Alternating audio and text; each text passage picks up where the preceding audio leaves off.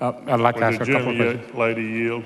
Yes, sir. She'll yield, Mr. Lopez. I will yield. Okay, thank you. Well, I appreciate that, and I'm listening to your comments, and I can certainly recognize the passion that you're coming across with.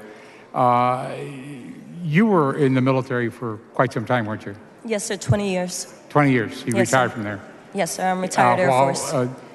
So was I, and we took oaths, and we followed rules of engagement. Yes, sir. Earlier, we heard Representative Wu talk about oaths that they take as attorneys and rules that they have to follow. So generally speaking, everybody has rules of engagement. Would you agree with that? Absolutely. There apparently seems to be a consistent understanding that rules of engagement are incredibly important to any organization, especially those that carry a badge and a gun. Would you agree with that? Absolutely.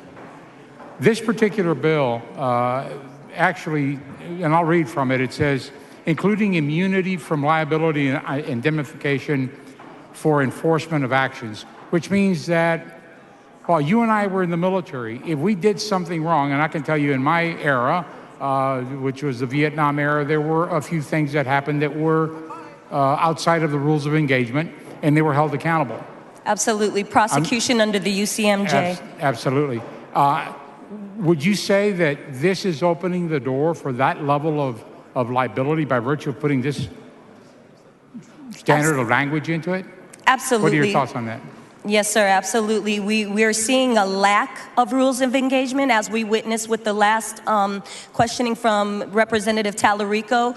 We're witnessing an deliberate omission of rules of engagement.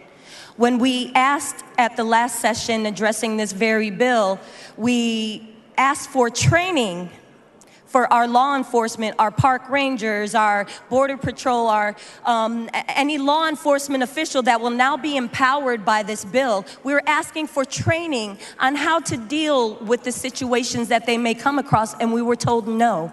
That was yet another example of a denial of rules of engagement being included in this bill. Well, thank you very much for your comments. I think we're on the same page and appreciate the level of support that you're giving this bill. Thank you.